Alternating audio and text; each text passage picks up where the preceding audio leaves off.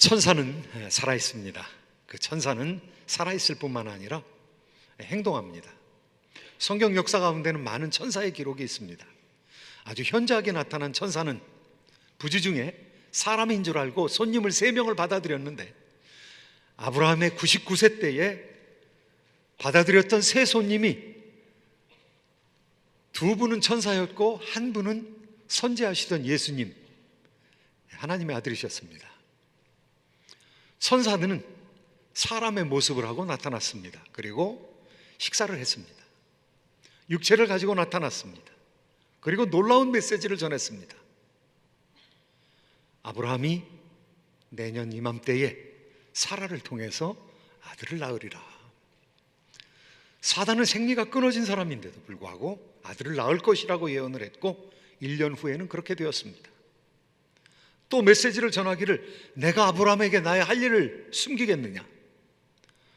소돔과 고모라를 심판하러 왔노라고 말씀하셨고, 소돔과 고모라에서 부르짖는 소리가 하늘까지 미쳤기 때문에 그 부르짖는 소리를 확인하기 위해서 왔다.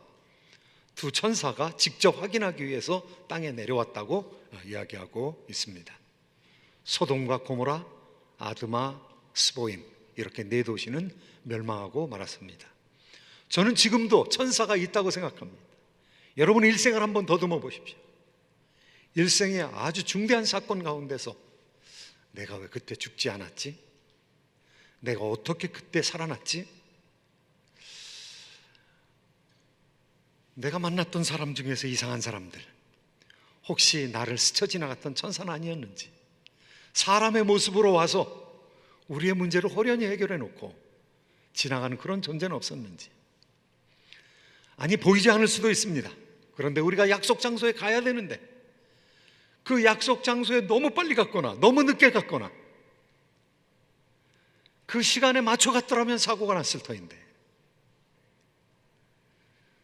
그 시간에 그 장소에 들어갔더라면 내가 사고가 났을 터인데 내가 못 가고 나의 사고가 방지되었던 것을 생각하면 우리가 알든 모르든 천사는 우리를 통해서 역사하고 우리 가운데 지나가면서 옷깃을 살짝 보이기도 하고, 그리고 우리가 하나님의 은혜 가운데서 살아가면서 실수하지 아니하게끔, 죄짓지 아니하게끔 지키고 역사하는 천사인 것이죠.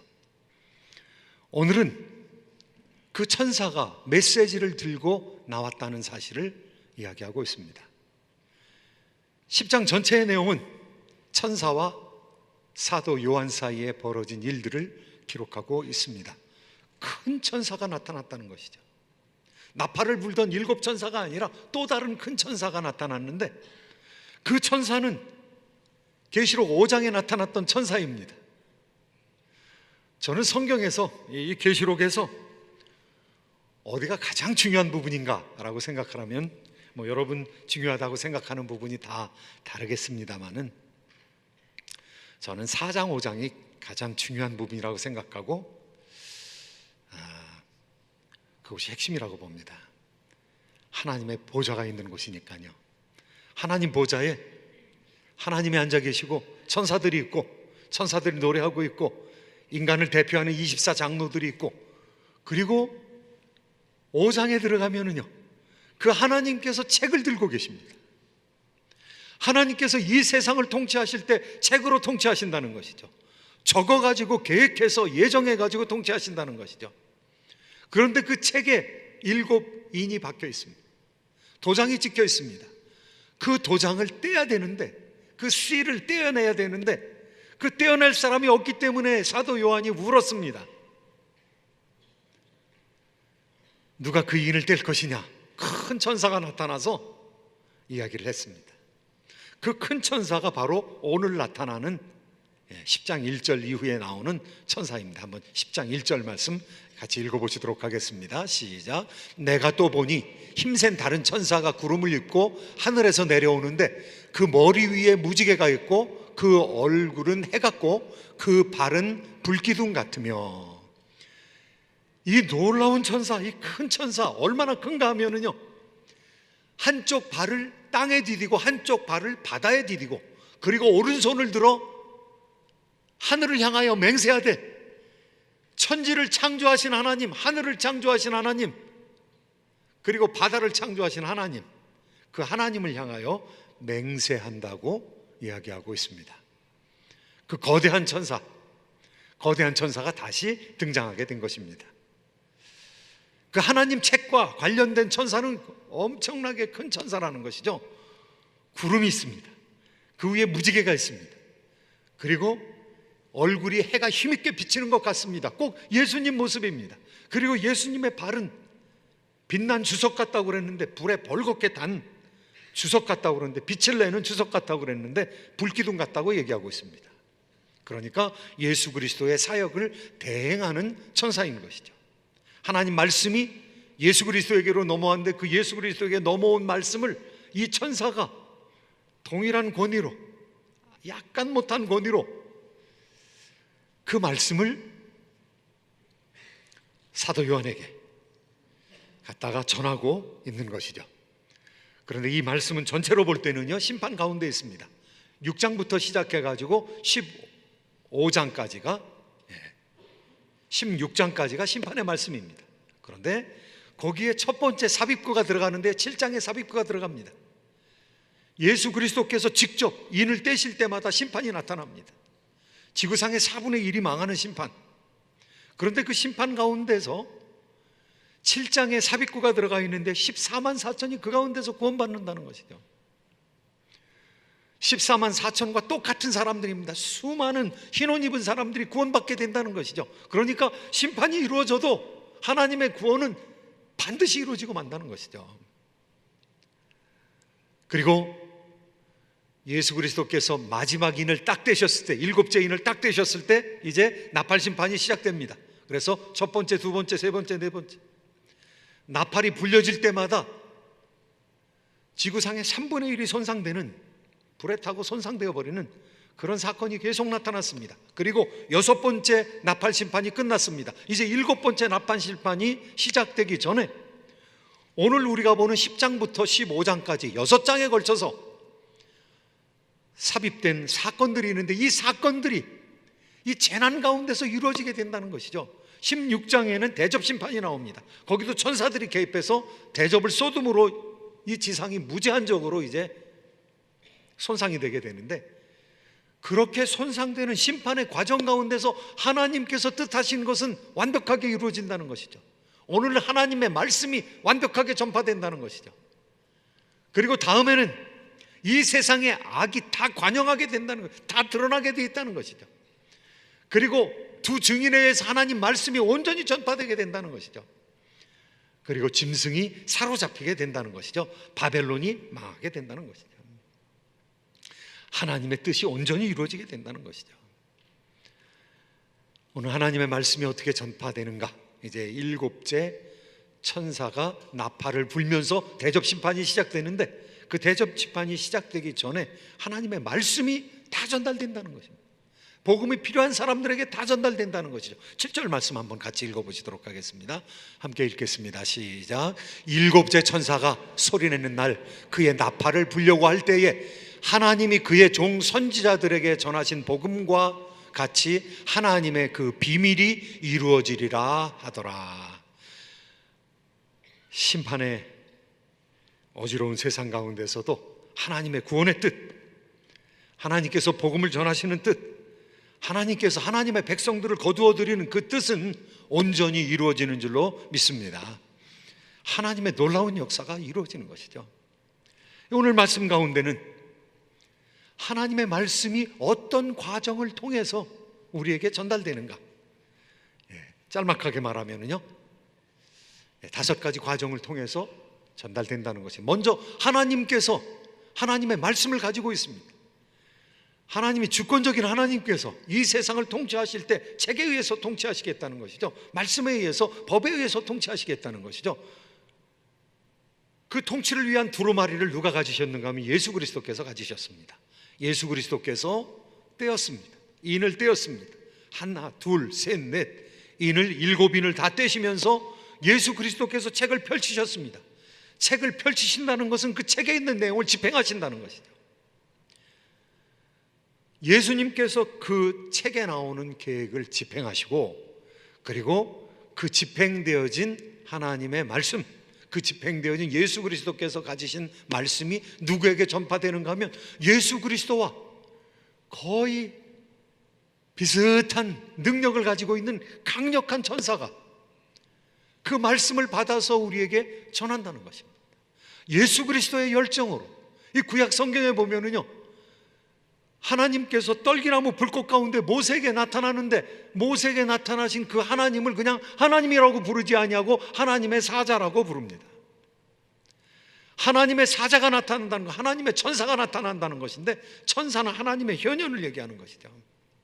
그런데 하나님이 너무 거룩하셔가지고 죄 있는 인간을 보시면은 차마 같이 할 수 없기 때문에 하나님께서 자기의 수종드는 종들을 통해서, 천군 천사를 통해서 하나님께서 나타나시는 것이죠. 하나님께서 구름 기둥과 불 기둥으로 나타나시는데, 죄를 속하지 아니하면 하나님께서 임재하실 수가 없는 것이죠. 깨끗한 그릇이 되지 아니하면 하나님께서 동일하게 우리 가운데로 임재하셔서 역사하실 수가 없는 것이죠. 천사에게 하나님의 말씀을 전하는데, 천사가 하나님의 열정으로 그 말씀을 전하게 됩니다. 오늘 2절 3절 말씀 같이 한번 읽어보시도록 하겠습니다. 2절 3절 말씀 함께 읽습니다. 시작.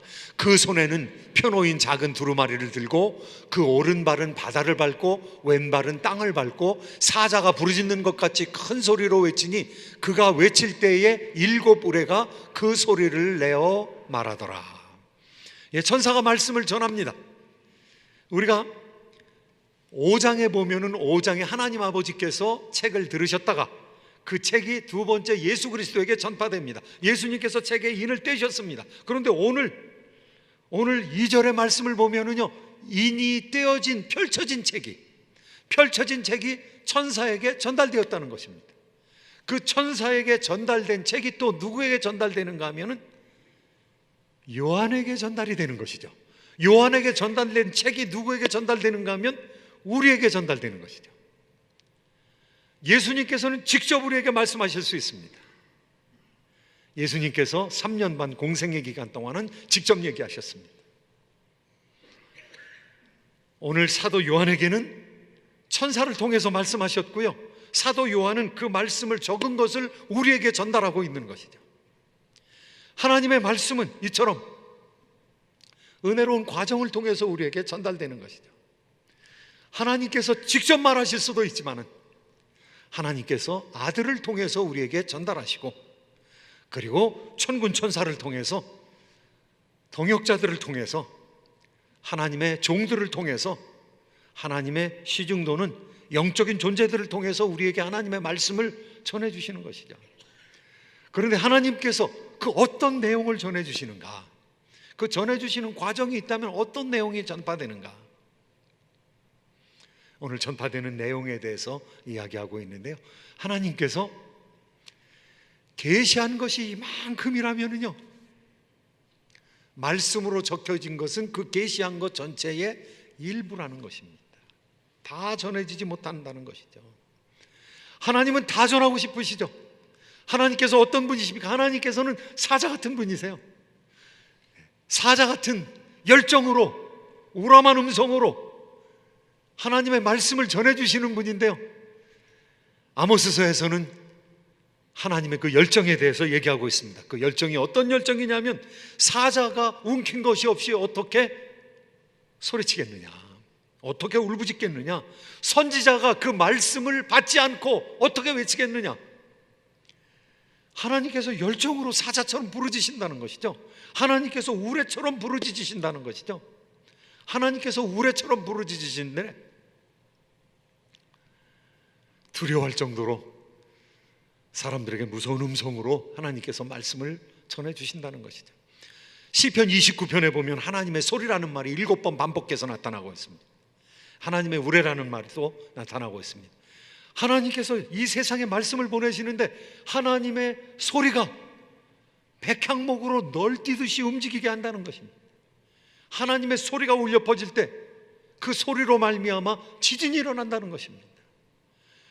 하나님의 소리 때문에 해일이 일어나는 것이죠. 하나님의 소리 때문에 땅이 갈라지고 불이 나오는 것이죠. 하나님의 소리 때문에 이 지각이 변동되는 것이죠. 바위가 깨어지는 것이죠. 하나님의 소리 때문에 바람으로 말미암아 폭풍이 생기고, 하나님의 소리 때문에 토네이도가 생기는 것이죠. 하나님께서는 자연을 지배하실 때 엄청난 능력과 영광으로 하나님께서 지배하시는 그 하나님이신데, 하나님께서 우리에게 아주 논리적으로 말씀하고 계시다는 것이죠. 이 자연계에도 하나님의 소리가 얼마나 섬세하게 들어차 있는지 모르겠습니다. 우리가 20세기에 들어와서 질량과 에너지가 서로 상호관계가 있다는 사실을 깨닫게 되었습니다. 아인슈타인의 상대성 원리에 의해서 질량이 핵 융합 반응이 일어나거나 핵 분열 반응이 일어나면은 다른 물질이 생기는데, 그 다른 물질과 그 이전 물질의 질량을 대보면 질량이 떨어진다는 거예요. 질량 결손이 생긴다는 거예요. 질량이 모자른다는 거예요. 그 질량이 무엇으로 변했는가? 그게 에너지로 변한 것입니다. 그래서 질량 결손 에너지라고 합니다. 핵폭발은 그것을 통해서, 그런데 그 에너지의 양을 알 수 있다는 것입니다. 얼마나 커다란 에너지가 나타났는지. E equals to mc 스퀘어. 에너지라는 것은 질량 곱하기 광속도의 제곱입니다. 깨끗하게 정리가 됐습니다. 놀랍게도 깨끗하게 정리가 됐습니다. 질량만 알면은, 우리가 빛의 속도를 알기 때문에 질량만 알면 그게 에너지로 어떻게 변화되는지 알 수가 있습니다. 그런 어마어마한 법칙들이 이 세상을 꽉 채우고 있는 것이죠. 20세기에 와서 우리가 겨우 이제 발견하는 것이죠. 하나님께서 우리에게 그 말씀을 허락하여 주시는데, 사람들에게도 말씀하십니다. 사람들에게는 논리적으로 설득해서 알아들을 정도로 하나님께서 말씀을 전하시는데, 그 말씀을 깨닫고 복종해야 되겠다, 순종해야 되겠다. 사람은 의지를 가지고 있는 존재거든요. 하나님과 방불한 존재거든요. 천사들 같은 존재이거든요. 그런데 아직 그 의지가 결정이 안 돼 있거든요. 내가 자유의지로 하나님을 택할 수도 있고, 내가 자유의지로 사탄의 유혹을 택할 수도 있거든요. 그 의지가 문제입니다. 내가 가지고 있는 의지가 문제입니다. 그런데 하나님께서는 말씀을 놓고 말씀을 우리가 선택할 수 있도록 해주신 것이죠. 하나님께서 말씀을 지키라고 말씀하십니다. 지키라고. 그런데 하나님께서 너무너무 복잡한 것까지 다 얘기해 주시지는 않습니다. 오늘 말씀에 보니까 그렇습니다. 오늘 말씀에 보니까 4절 말씀의 내용 한계가 있다는 것입니다. 같이 한번 읽어보시죠. 4절 말씀 함께 읽습니다. 시작. 7 우레가 말을 할 때에 내가 기록하려고 하다가 곧 들으니 하늘에서 소리가 나서 말하기를 7 우레가 말한 것을 인봉하고 기록하지 말라 하더라. 우리가 가지고 있는 이 말씀은 구원받기에 충분한 말씀입니다. 그런데 하나님께서 이 세상을 창조하실 때 베풀어 주신 놀라운 기적들, 놀라운 원리들, 법칙들, 이런 것을 하나님께서 그냥 우리에게 펼쳐놓으셨습니다. 가르쳐 주지 아니하셨습니다. 내가 더 잘할 때까지, 세상 학문도 그렇지 않습니까? 초등학생한테 미적분 가르치면 안 되죠. 그거 폭력이죠. 하나님 말씀도 마찬가지입니다. 순서가 있고 깊이가 있다는 것이죠. 그래서 우리가 점점 더 말씀을 향해서 나아갈 때 하나님께서 우리를 성숙하게 하시고, 이제는 그 말씀을 우리가 이해할 뿐만 아니라 행해야 되는 때가 오는 것이죠. 세 번째로 오늘 말씀을 받을 때 뭐라고 얘기하는가 하면은, 받아서 말씀을 읽어라 이렇게 얘기하지 않고 말씀을 먹어라 이렇게 얘기합니다. 말씀을 먹으라는 것입니다. 오늘 말씀 우리 9절 말씀, 10절 말씀 한번 같이 읽도록 하겠습니다. 함께 읽습니다. 시작. 내가 천사에게 나가 작은 두루마리를 달라 한즉 천사가 이르되 갖다 먹어버리라. 내 배에는 쓰나 내 입에는 꿀같이 달리라 하거늘 내가 천사의 손에서 작은 두루마리를 갖다 먹어버리니 내 입에는 꿀같이 다나 먹은 후에 내 배에서는 쓰게 되더라. 하나님 말씀을 먹어라, 이것은 읽어라 하는 말보다 훨씬 강력한 말씀이죠. 제가 읽었습니다. 많이 읽었는데요, 까맣게 잃어버린 것들이 얼마나 많은지 몰라요. 제가 썼던 글을 보니까 내가 이런 글을 읽었었구나. 제가 얼마 전에 지난주에 논문을 쓰기 위해서 책을 빌려왔습니다. 아내하고 책을 빌리러 가서 이거 참 새로운 책이다 이렇게 생각을 하고 열심히 읽었습니다. The Climax of Prophecy, 리처드 바쿰이라는 그 계시록 전문가가 쓴 책입니다. 그래서 감동을 받고 좋다 그랬습니다. 그리고 옛날에 제가 썼던 논문을 보니까 이게 다 읽었던 책이에요. 20년 전에 읽었었던 책이에요. 다 잊어버린 거예요. 자크 엘률이라는 사람이 쓴 계시록 강해를, 아포칼립시스라는 그 책을 읽었는데 20년 지나고 이거 내가 이거 읽었구나. 왜 그렇게 됐는가? 그 책을 읽었기 때문에 그렇습니다. 책을 먹지 않았던 거예요. 책을 먹으면 어떻게 됩니까? 먹으면 책하고 나하고 분리가 안 되죠. 우리 안명수 선교사님께서 대학생 할 때 영어를 잘하기 위해서 사전 하나를 다 씹어 먹었대요. 사전은 이제 오늘 한 장 이렇게 외웠으면 A에 대한 한 장 하나 읽었으면 이거 그 사전이 얄팍한 종이 아닙니까? 그래서 그거를 씹어서 먹었대요. 그래서 너는 이제 내 거가 됐다, 이제 이런 의미로 사전 하나를 다 씹어 먹었대. 영어 사전 하나를. 맹장을 왜 안 걸렸는지 모르겠어요. 씹어 먹는다는 것은 내 배 안으로 들어가서 내게 됐다는 것이죠. 내가 안 나눠진다는 것이죠. 책하고 나하고 안 나눠진다는 것이죠. 나의 살이 되고 피가 되었다는 것이죠. 그렇게 저는 두 개가 하나가 된 것을 어렸을 때 보았던 적이 있어요. 내가 공부했던 생각은 거의 생각 안 나고 어렸을 때 뛰어놀았던 생각, 이런 것만 아주 잔뜩 제 머릿속에 들어가 있습니다. 근데 그게 얼마나 좋은지 몰라요. 그것만 생각하면 그냥 가만히 앉아 있어도 노는 것 같아요. 여름이 되면은 무조건 내과에 나갔습니다. 그래서 난임구도 안 걸치고 바지만 입고 그냥 내과에 나가서 놀았는데요. 내과에 가다 보면 오다 보면 이 내과에 손 만드는 그 주물 공장이 있었습니다. 그래서 거기서 무쇠솥을 만들었는데요. 거기 용광로에 보면 용광로에 이 쇠가 이렇게 뻘겋게 녹아 있는 것을 보았습니다. 거기서 내과 더 가까이에 오면은요, 거기 대장간이 있었어요. 그럼 대장간에서 이제 수영하고 오면서 그 대장간을 구경을 하는데요. 참 신기한 거는 그 대장간의 쇠덩이, 이 쇠덩이가 불을 먹어야 되더라고요. 이 쇠덩어리를 불을 먹여가지고 불을 먹이면은 빨갛게 됐다가 이제 더 불을 많이 먹이면은 노랗게 됩니다. 이 쇠가 불을 더 많이 먹으면 지가 녹아집니다. 그냥 액체가 돼버려요. 그래서 무쇠솥을 만들 때는 그 액체를 이 바가지에다가 흑연으로 된 바가지인지 뭔지 모르지만 그 바가지에다가 틀 안에 부어가지고 그것으로 무쇠솥을 만들더라고요. 그런데 대장간에서는요, 그 불 먹은 쇠를 두드립니다. 두드려가지고 이 요만한 쇠 조각이 괭이도 되고 그리고 낫도 되고 그리고 호미도 되는 것을 보았습니다. 뾰족하게 만들어가지고 집게로 집어가지고 빨갛게 된 부분을 나무 속에다 쭉 끼워 놓으면은요, 나무가 타면서 쭉 들어갑니다. 그래서 호미가 되고 거기 철사를 동겨가지고 호미가 빼빼빠지지 아니하게 하고요. 불 먹은 쇠, 하나님께서는 자신을 대장장이라고 말씀하십니다. 내가 너희들을 고난의 풀무불에서 연단하였느니라.